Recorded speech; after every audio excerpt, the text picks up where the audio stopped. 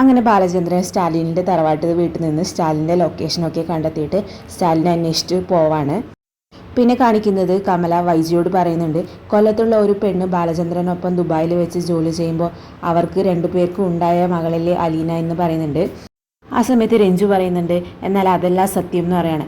അങ്ങനെ എല്ലാവരും ഫുഡ് കഴിക്കുന്ന സമയത്ത് ശിവേട്ടൻ വൈജയന്തിയോട് ചോദിക്കുന്നുണ്ട്, അലീന ബാലചന്ദ്രൻ്റെ മോളല്ല എന്ന് പറഞ്ഞത് നീ വിശ്വസിക്കുന്നുണ്ടോ എന്ന്. അന്നേരം വൈജയന്തി പറയുന്നുണ്ട്, അതാണ് സത്യം എന്ന് പറയുന്നുണ്ട്.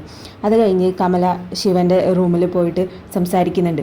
കമല ശിവനോട് ചോദിക്കുന്നുണ്ട്, നിങ്ങൾക്ക് രഞ്ജിനി പറഞ്ഞ കാര്യം നേരത്തെ അറിയായിരുന്നില്ലേ എന്ന്. അന്നേരം ശിവൻ പറയുന്നുണ്ട്, ബാലചന്ദ്രനിൽ ഒരു നന്മയും ന്യായം ഉള്ളത് കൊണ്ട് ഞാനും മനുവും അതൊന്നും തിരുത്താൻ പോയില്ല എന്ന് പറയാണ്. അന്നേരം കമല പറയുന്നുണ്ട്, ഓ അപ്പം മനുവിനും അറിയായിരുന്നല്ലേ എന്ന്. ഇനി പൊന്നു പെങ്ങൾക്ക് വേണ്ടി ഇനി എന്നോട് വാദിക്കാൻ വരുമ്പോൾ ഞാൻ പറയാം ഇതിൻ്റെ ബാക്കി എന്ന് പറയാണ് കമല ശിവേട്ടനോട്.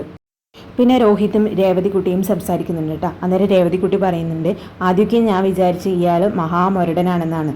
അന്നേരം രോഹിത്ത് പറയുന്നുണ്ട്, ഇപ്പോൾ വിചാരമൊക്കെ മാറിയോ എന്ന് പറയാണ്. അന്നേരം രേവതിക്കുട്ടി പറയാണ്, ഇപ്പോൾ കുഴപ്പമില്ലാന്ന്, ഇപ്പോൾ സ്മാർട്ടായി.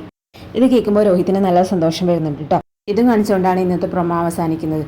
ഇതുപോലുള്ള പ്രൊമോ വിശേഷങ്ങൾ പെട്ടെന്ന് നിങ്ങളിലേക്ക് എത്താൻ ഈ ചാനലൊന്ന് സബ്സ്ക്രൈബ് ചെയ്ത് സപ്പോർട്ട് ചെയ്യണേ.